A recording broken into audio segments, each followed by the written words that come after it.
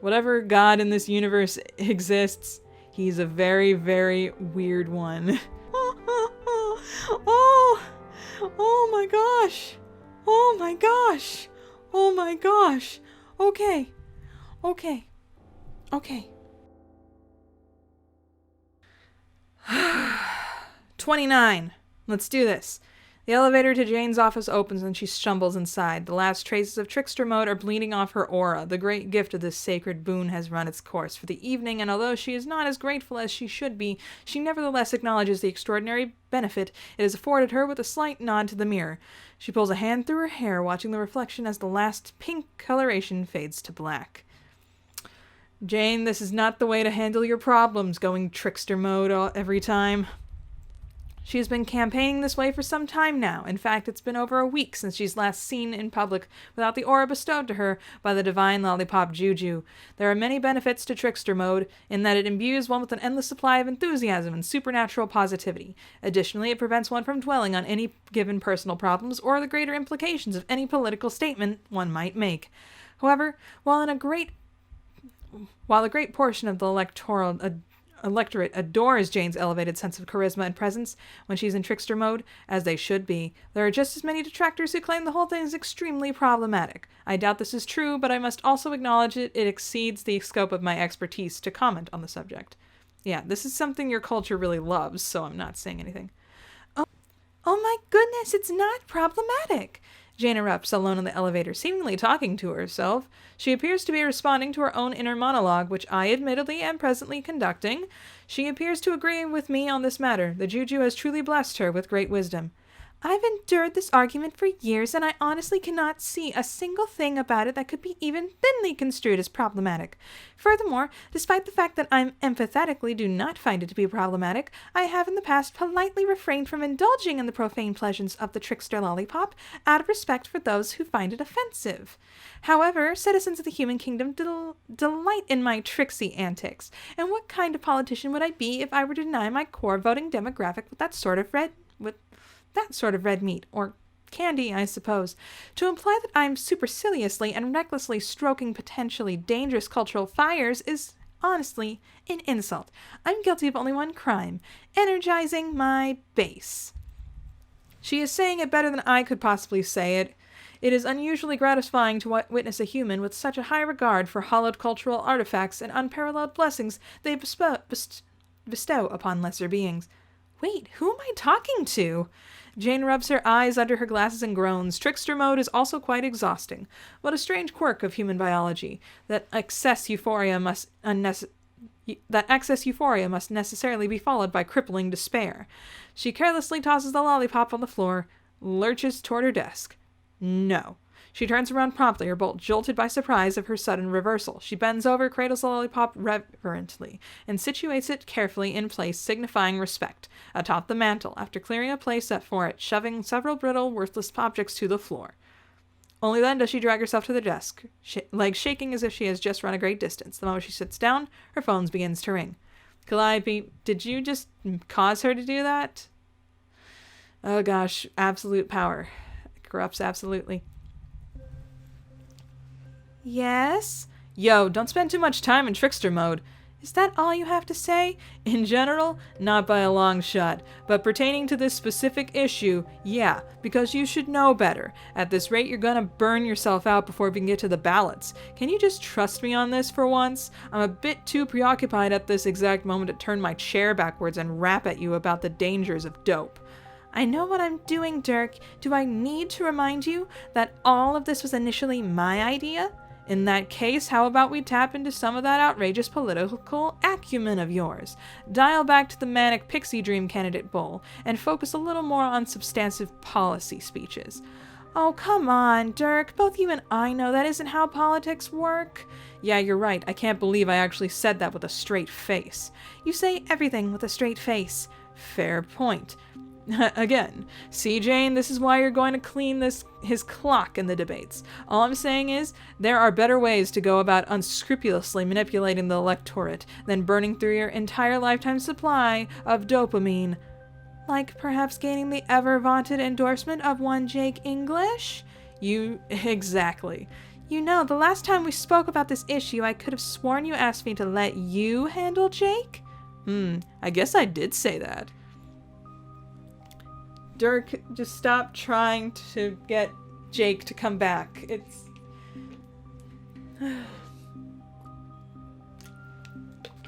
I know the Dirk Jakes are like, yes, but they're also like, not like this. Dirk, are you doing quite okay? It's very unlikely like you to forget details like that. I'm fine, Jane. The prince is not fine. He's not the type who takes well to having his plans upended, or for his control of his shared vehicle fully suppressed. My brother wasn't much that type, either. Oh, screw off! I'm nothing like that guy! Huh? What guy? Forget it. I was talking to someone else. Who? Is someone else with you? No, it's nobody. Let's just drop it, okay? Yet unfortunately for everyone in the corporeal realm, the prince isn't the type to overlook the need for backup plans either. He devises contingencies for both success and failure, wheels within wheels as he likes to imagine them. In his workshop, the prince machinates, while the seer both diminishes and ascends. He is being careful to make sure the precise nature of his activity is obscure.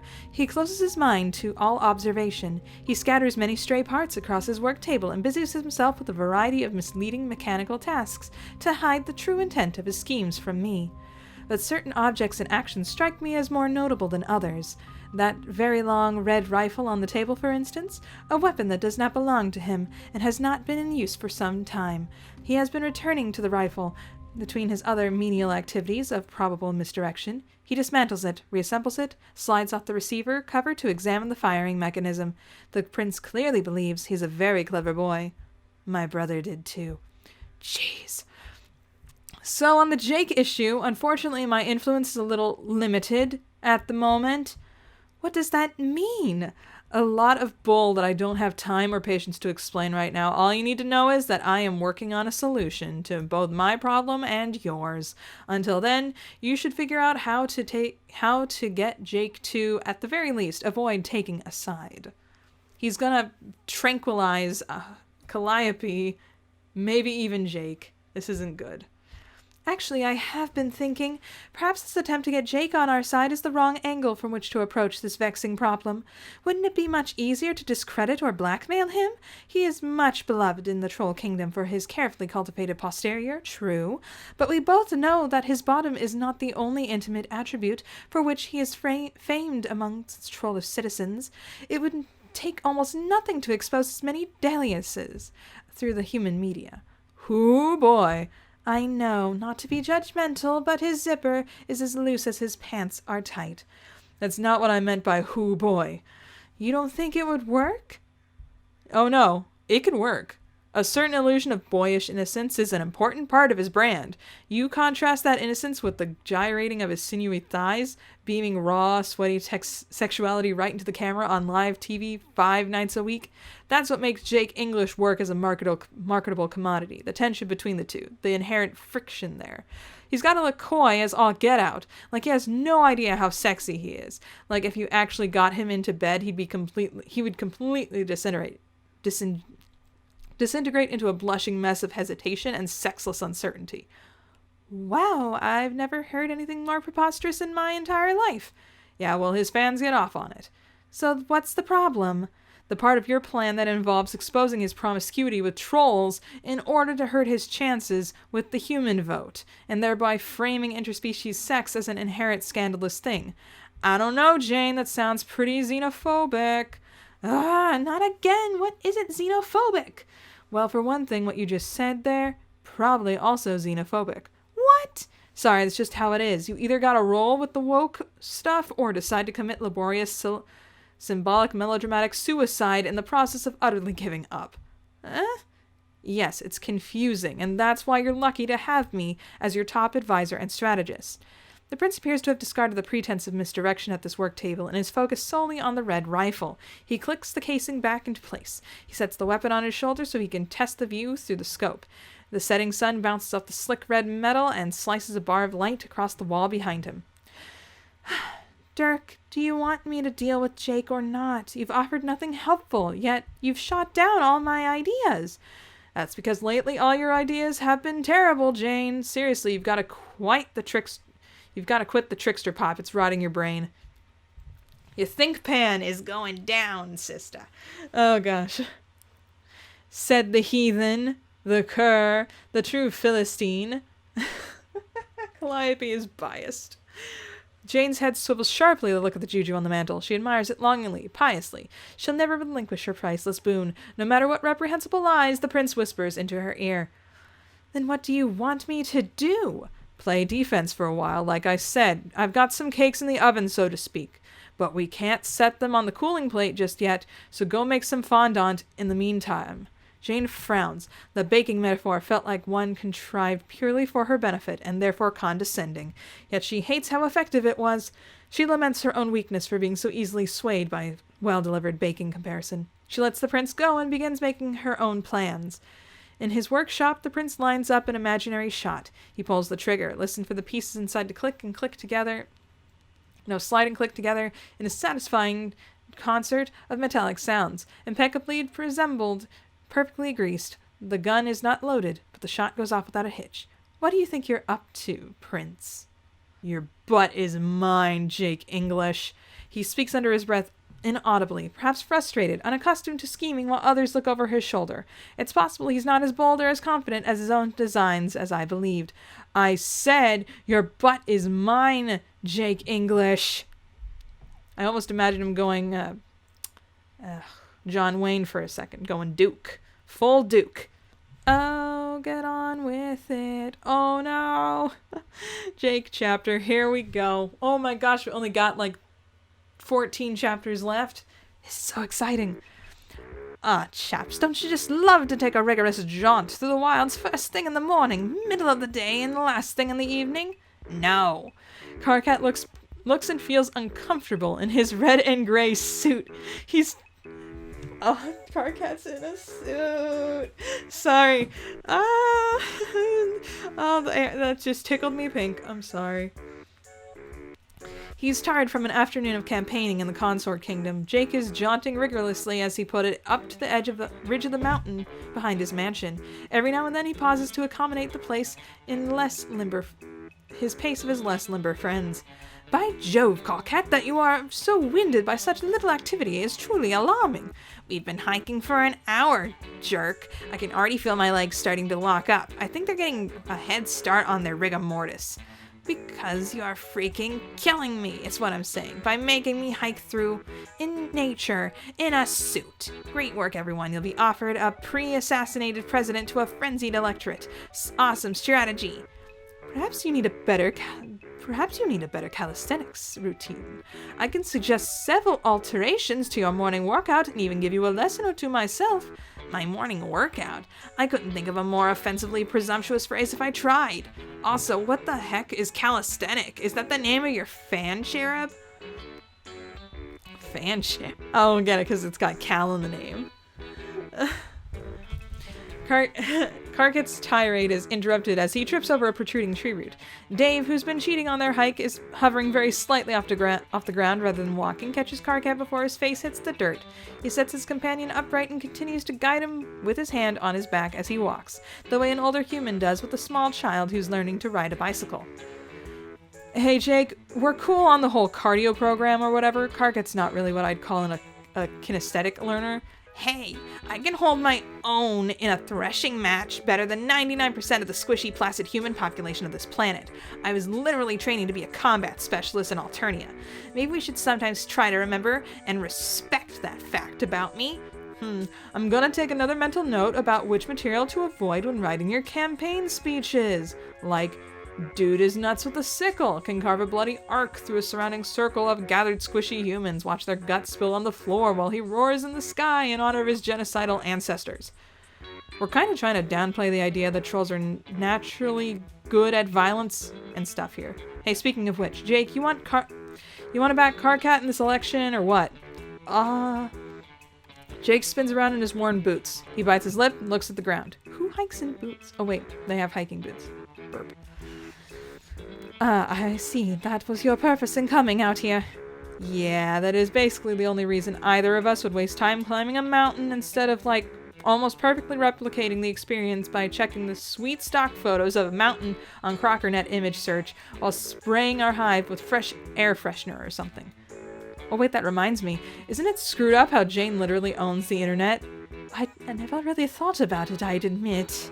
That's pretty messed up, trust me. Like, she already owns the majored method of information dissemination, and now she wants to be the one ultimately in control of what information gets disseminated. Calm down, hussy. Don't let Google know what you're up to. You really think one person should have all that power? No one man should have all that power. No, I'm done. Okay. The answer is no, idiot. Yeah, which is why you should back us and our campaign. Our campaign slogan for the purpose of this conversation only is, hey, isn't it cool how we're not Jane and also we don't want to own everything? And also, man, on a more personal note, I mean, have you seen the stuff Jane's been saying about you in the media? A look of sadness sweeps over Jake's face, but he quickly gains it and turns it into a glare of indignation. I've seen this stuff you've been saying about her. Your poorly optimized billboards about huge dunks on the economy and neoliberal austerity measures tumbling down geometrically improbable staircases, which have made quite a stir in the neighborhood. These These advertisements play at all hours of the night, my good man. One can hardly get a wink of sleep. Yeah, but at least we have paid for it out of the campaign dollars instead of spinelessly setting up super PACs to spew out propaganda for us. Super PACs? Oh yeah, listen to this. So they're technically expenditure independent committees, maintaining they can allocate unlimited funding for... Karkat covers Dave's mouth, having had the concept of the super PAC laboriously explained in his presence more than once. In his estimation, there are a few individuals in this world who would benefit less from an in-depth discussion of political financing procedure than Jake English. Look, Dave, Jake doesn't care what a super PAC is. I don't think anyone cares about super PACs. I know you put a lot of work into your spiel about it, especially the rap sequence, but you never get anybody to give a crap about this stuff, man. I'm sorry. Jake, the point is, Jane is having you smeared indirectly. Well, that would be the way I would do it, I suppose, if you were wishing to keep clean hands in an inherently dirty business. Dave peels Karkat's hand off his mouth and bumps him with his hip so that he may continue saying things he regards as terribly important for others to hear. Okay, but that's partially my point. We're doing all our propaganda in-house instead of outsourcing it to unscrupulous shadow networks with deep money pockets. For better or worse. What does that mean? As much as I appreciate your artistic vision, Dave, I think that your political ads are largely going over people's heads. They're kind of bold. No. Oh, you mean avant-garde? Well, yeah, everyone knows that. Not really how I would put it either. Nuanced. Oh, wait, visionary. You think they're... Oh, I hit the mic again. You think they're visionary as heck. Oh, yeah, you got me. I'm forward thinker, Karkat. This is just what life is like in the Dave lane. Buckle up. Jeez, I'm going to say this for the last time. Sweet Bro and Hella Jeff is absolutely horrendous subject matter for producing campaign ads. Nobody knows what you're talking about or what points you're trying to make. Yeah, it's awesome. You're wasting campaign money. We're trillionaires, dude. As the Vantis campaign bickers internally, Jake becomes pensive, thoughtful. He kicks a rock over the edge of the trail and watches it bounce down the mountain with a baleful expression. Willikers, Dave, has anyone ever told you that you have an uncanny talent for cutting straight and incisively to the point without sweating any other bull? You're rather like Dirk in that way, actually. What? Dave is good at cutting through bull. Strider is a fog machine of pure bull. There is nothing that comes from his mouth that is not bull. That's basically true. And I'm pretty sure Dirk might even be worse. Yeah, pretty much. Sorry, Jake. I know we're soliciting you for the sway of your hot, popular butt has over the people, and not exactly your brain power. So maybe this is somewhat unfair, but that may have been the worst take I've ever heard in my life. Whoa, chill out, man. Remember, we're trying to woo this guy onto our side. Can you maybe go at least one solid minute without forgetting you're a politician now? That means you should try not to insult everybody you meet multiple times per sentence. Yeah, I know. I'm sorry, Jake, for implying that you have slightly less cerebral processing power than the sweaty wedgie this suit is giving my throbbing, hike-sore butt. Nope, that still sucks. You suck, dude. Yeah, well, chew on this, Master Strategist. Maybe you telling me I suck is actually the smartest thing you've ever said. Gentlemen, jeepers Christmas! I was just trying to pay Mr. Strider a gracious compliment. Not every little pleasantry need to be taken with such blasted literalism. And I appreciate that you are trying to sway my political favor onto your bungalow with a bit of old elbow grease and cajolery, even if your methods are wont to veer into full-throated invective in virtually every single exchange, no matter how harmless the topic. And I truly mean it when I say I do appreciate the effort, both in the brown-nosing as well as the dubious restraint when it comes to impugning my noodle. But all this is adding up to make me wonder. Jake slices a hand through the air, determined to display his newfound autonomy. It's growing by the minute, now that the thought process has been severed from the prince's grip. An old confidence fills him as he continues to speak, a feeling of inner freedom he hasn't enjoyed in some time. Why should I side with either of you? Flattery is all well and good, but I hardly think it would bother casting my knickers in with anyone's lot, based on the quality of praise, or for that matter withholding them due to having my ego bruised on a verbal drubbing. I am not entirely ignorant of the rules of this jamboree. I understand that whatever I endorse will have a good chance of winning on nothing but my good word. So why should I trust anyone trying to win my favor right now? Do you have any case to make which does not involve glowing accounts of my muscular bottom? Dirk.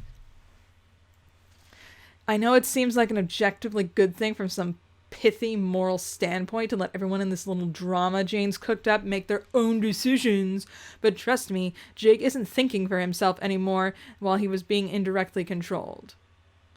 Everything he's thinking and feeling right now is merely reactive. He's like a mostly dead bug twitching around on his last hemolymph after getting his head cut off. Under my guidance, he was like an ant being influenced by the cordyceps fungus. You can't really call one of these better than the other, but at least the latter is being directed towards some greater purpose. For a moment, Jake thinks he hears something, a minuscule voice prattling along vaingloriously, but he realizes it's only a tiny insect buzzing about his ear, a gnat-like presence of absolutely no consequence. He simply waves it away. Okay, yeah, we can do that. You mean like an actual pitch on policy or something? Or a vision for the world? We can set you up, bro. Or I mean this guy can. That's what he was made for. Born leader right here. What? Take it away, man. Our boy Jake here wants to be dazzled. Dave grins and affectionately taps Karkat on the head with his knuckles. Karkat unwinds from Dave's loose embrace, takes a deep breath, chambers up to the ridge to speak with Jake in a more personable proximity. He has learned new methods for connecting with others on the campaign trail, how to speak boldly with sweeping conviction and yet create a sense of intimacy when addressing an individual. He has learned to come across as one who was once a leader and could be again. Look, Jake, I'm not going to try to sell you some ludicrous story about how I'm the best candidate Earthsea has ever seen or anything. I'm not going to be that arrogant, especially since my arm had to be twisted right out of its socket to get me to even run. But at least we're not hiding our intentions. At this point, it's not a policy beef that I have with Jane Crocker. Yeah, I'm the one with the policy beef. Corporate welfare destroys public infrastructure. Shut up, I'm talking. Word. We're still living in an incredibly young planet. Let's be real, every president up till now has been some bozo, basically play acting at being in charge. Because this whole time, everyone's been holding their breath waiting for one of us to run. Whoever wins, me or Jane, will set the tone for subsequent administrations for who knows how long.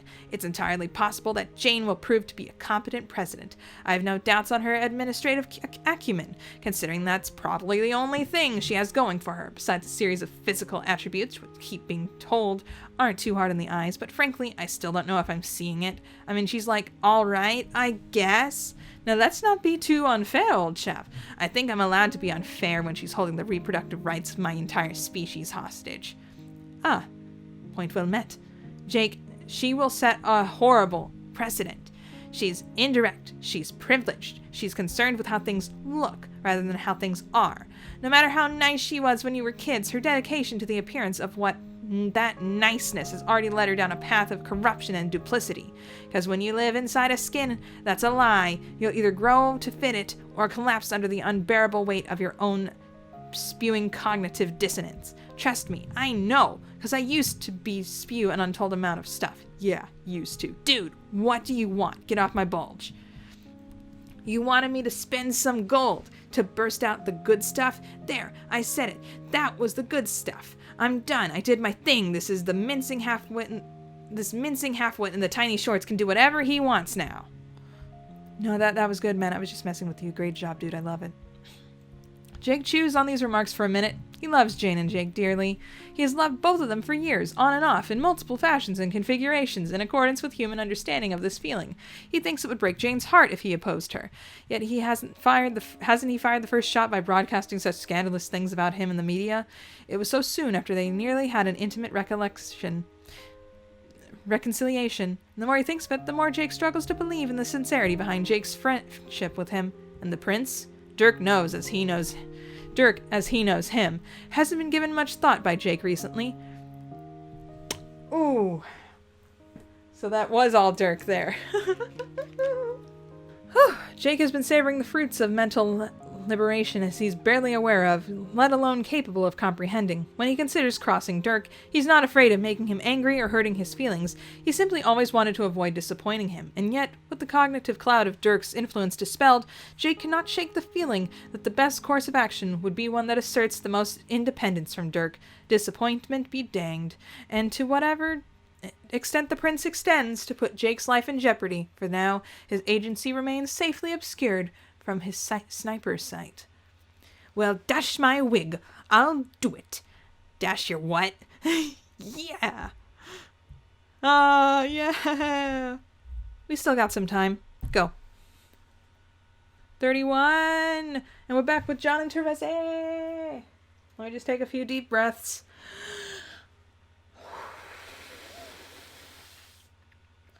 Okay.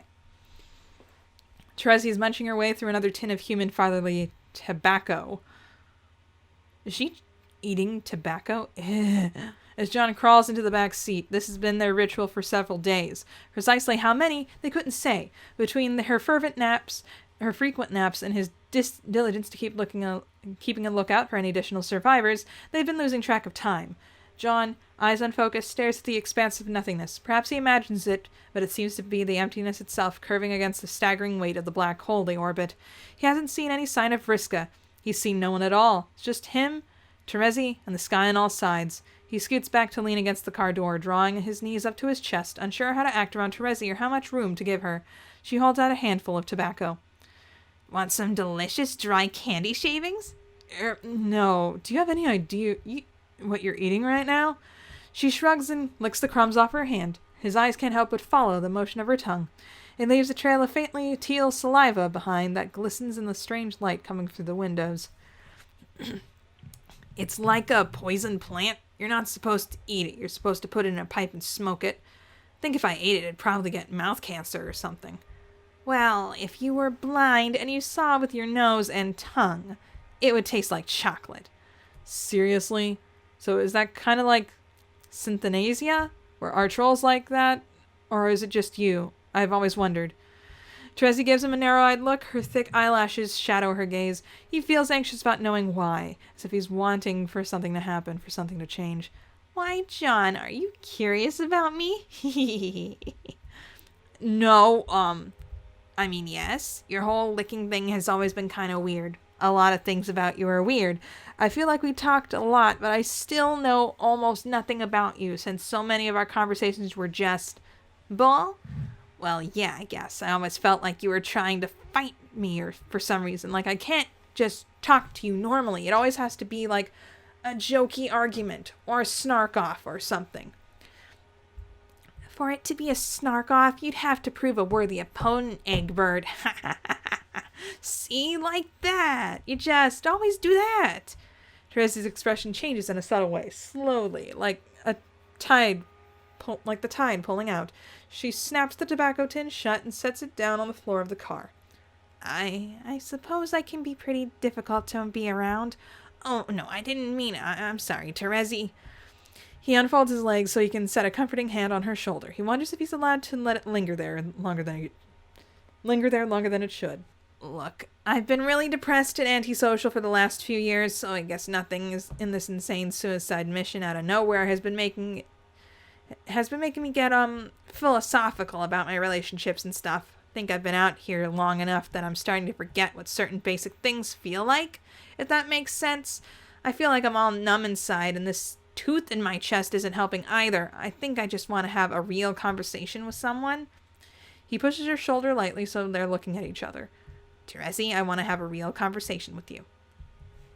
Terezi makes a very close eye-nose contact with John in a way that comes across as intensely sincere. This arrangement lasts for about 10 seconds before her mouth cracks a grin and she doubles over laughing. Oh my gosh, John, that's the lamest thing I've heard in my entire life.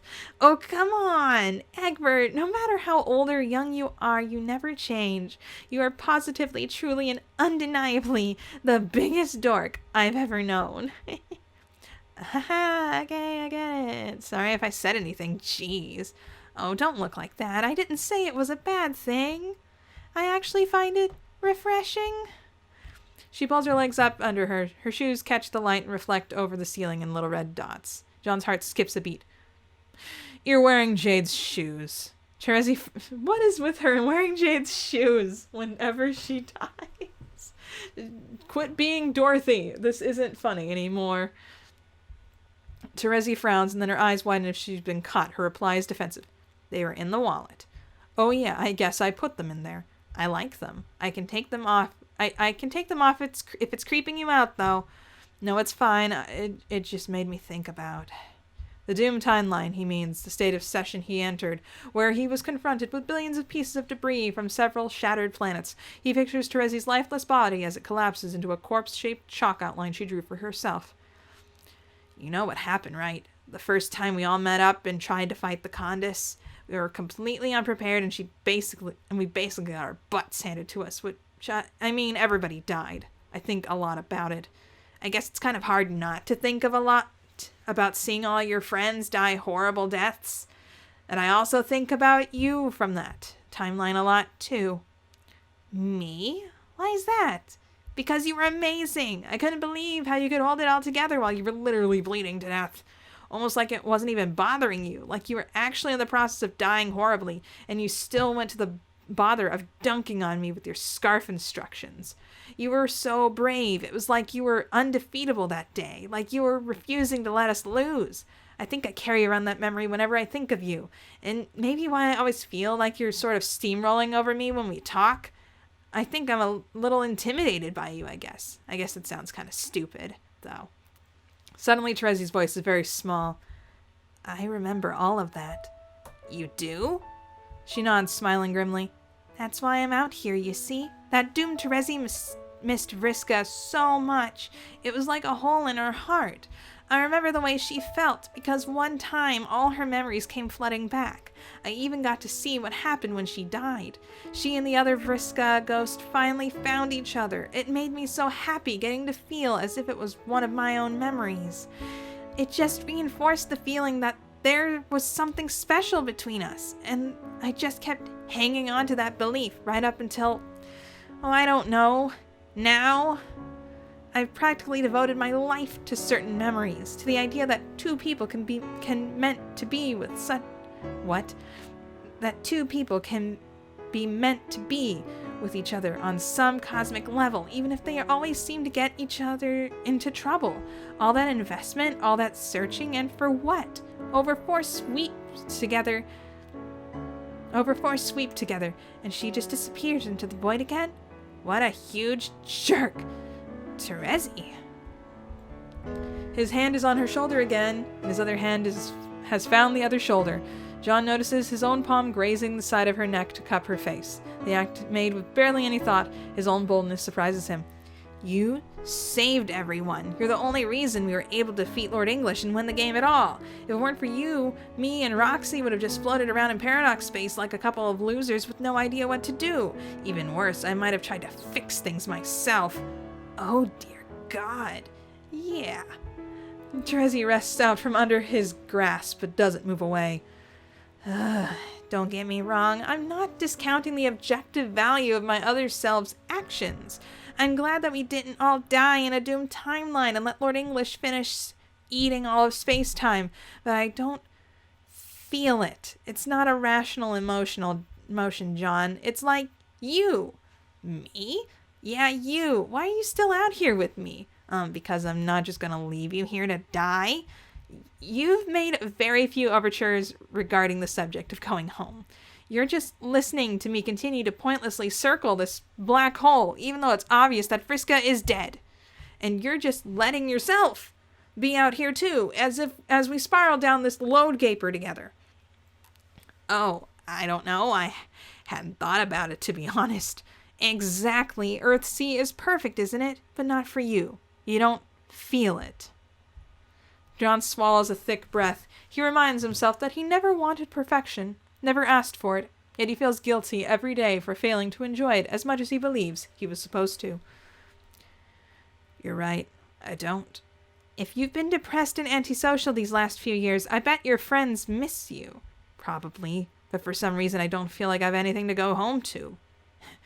You're right, it's not a rational feeling, but it's there anyway. A tear hits his knee, staining his pants dark. He rubs his eyes furiously. He's afraid Terezi will mock him for his childish display of emotions. But he just watches him, patient and sympathetic. She tips her head to one side and asks, "What ended up happening with Roxy?" I don't know. We just sort of stopped hanging out regularly. Then she got close to Callie, and I felt too awkward to try to figure out where our relationship stood." Really? What? I just assumed by now that you two might have gotten together. Really? Why? No reason, just a hunch. Don't think it would have ever worked out, though. What made you say that? She taps her nose and winks. I don't know. That's what having a hunch means, nerd. Ugh, you're impossible. True, but you like me anyway. Yeah, I actually missed you, you know? More than I thought I did. John wonders after he makes the statement, what if she just needed someone to tell her that she was missed? Bit late to consider the question, but he considers it anyway. Perhaps this will make her want to end this search and come home with him. He wonders if the time is right, the time to ask. Terezi, come home with me. She shakes her head, her face turned against the light so we can't read her expression. I'm not ready yet. When will you be ready? I don't know, maybe never. If you hadn't found me, I probably would have died, right? Is that what I want? Obviously not, dummy. If you wanted to die so bad, you wouldn't have eaten all that disgusting shaving cream and tobacco. He gestures to where she still has a smear of shaving cream on the hem of her shirt, crusted over from sitting there for hours. She sniffs at the residue, then lifts her shirt to lick it off, crinkling her nose. You could be onto something. At least let me make a supply run. Maybe I can get you some real food. It seems to him like an uncontroversial compromise to offer. Oop, keep hitting the mic. So he pulls back, preparing to travel back to Earthsea, his retcon capability, but Terezi grabs him by the wrist. Wait. Her eyes are wide, her voice cracked and desperate. Don't go. Please, John. Stay with me just a little longer. If you leave me now, what if you can never find me again in this moment? Well, we can't stay here forever. I know. He has no idea how to react to her behavior. He's never seen her this vulnerable. She's shaking where she is touching him. Her lower lip is visibly trembling. He nods. She slowly lets go of his arm. They're silent for a minute. They both stare ahead at the car seats in front of them, sitting close enough to hear the beat of each other's hearts. Do you want me to take a look at your wound? John had gotten used to the pain. He'd almost forgotten about it. Looks down at the place where his shirt has grown stiff from the congealed blood. Now that he dwells on it, he can feel the ache again, both from the tooth piercing his flesh and more insidiously from the poison that's been being delivered into his bloodstream. Yeah, we should probably do something about that. I feel like if I was gonna die from it, I would have done that already, but it's really lodged in there, huh? I thought maybe it'd just come out on its own, like when you get a splinter in your foot. You really are dumb, aren't you?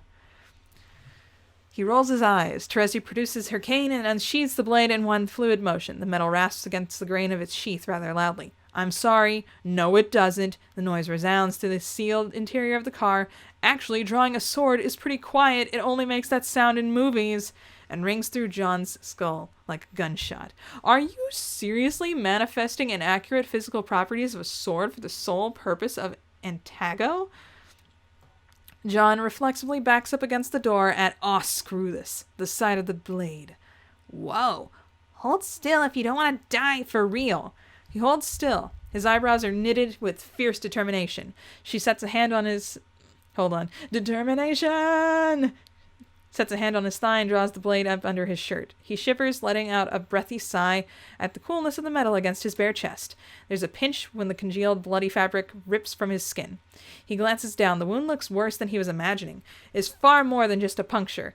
An uncanny darkness spreads across his chest. The gash is scabbed at the edges, bruised all around. His entire torso appears to be a mottled mess of purple and yellow, like the sort of fancy earth cheese. Terezi's blade cuts into it as if it were. Ah! Ow! I could have used some warning there, Terezi. What the hell did you think I was going to do with this sword, idiot? She's close enough that her breath washes over his face. Smells like shaving cream and tobacco, which is jarring to him, if not surprising. She's without her glasses so close that John notices things that he hadn't had the occasion before, like how lovely her eyes are, the length of her eyelashes. Now that he's really seeing them just inches from his face, it's astounding to him. He has never thought of Terezi as particularly feminine, at least in the ways humans understand the idea, that he has never been forced to reckon with her features so unavoidably. The dark borders around the perimeter of her eyes are thicker and darker than most trolls have. The tired bags under them are ditches in the shadows cast by her angular features, made more gaunt from hunger. When she blinks, her ashes brush the sides of her cheekbones. Her nostrils are flared, assessing the scent of blood. Are we doing this, or what? She presses her eyes shut and nods. He feels numb, clammy, jittering down to his bones from the particular sensation, a feeling he still seems to be denying himself, as his own thoughts struggle to be honest with him. He cannot disguise the truth from him. What he is fighting is an intense desire to kiss her. Go for it.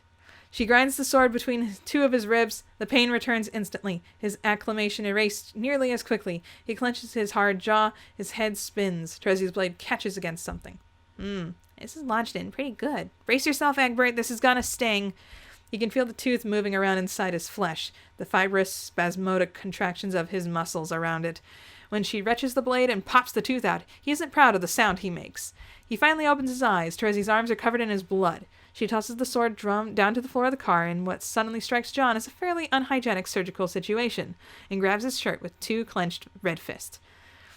I need to stop the bleeding. Just follow my lead. She peels him out of his hoodie, and then his shredded t-shirt. He's dizzy. His vision wavers, fades. It takes Terezi's sudden grip on his shoulder to bring him back from the brink. The brink of what he doesn't know. Unconsciousness? Canonic disillusion? He has no cognizance of what the poison in his vein does to someone, or that it's even in his system. All he knows is that Terezi is the only thing keeping him moored. She holds him firm, her thumb at the tip of his clavicle, her sharp nails etching sores on his back. He watches her tear his t-shirt into a long strip. He lifts his arms obediently as she wraps around his chest and ties it off. Her hands slide over the bandage and linger there. Her fingers splay on his collarbones, her right hand resting above his heart.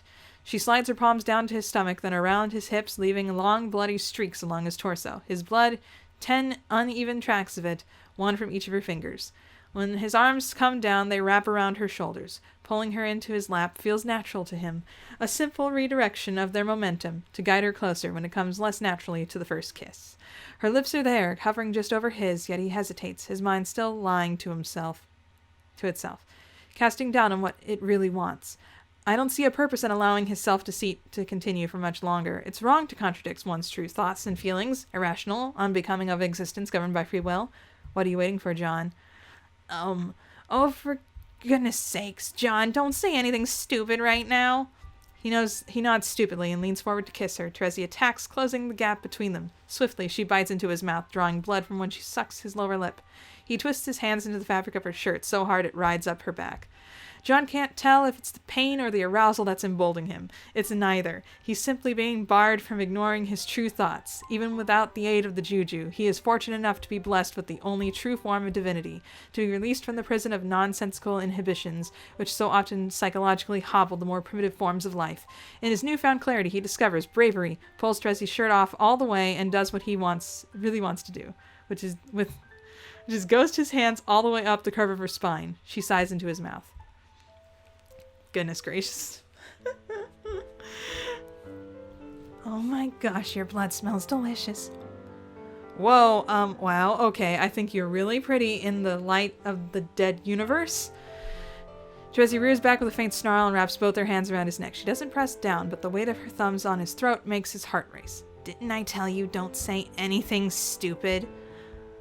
Careful of her grip around his neck, John locks his arms around her waist and pulls her flesh against him. She's ravenous when their mouths collide, her desire intensified by the taste and scent of his blood. She doesn't give him a chance to say anything for a while, stupid or otherwise. Jeez. How much longer do we got? How much longer? How long have I been reading? Let's see how long the next chapter is before deciding anything. That is a long chapter, so I'm just gonna end this off for now, so see you in the next one. Holy crap.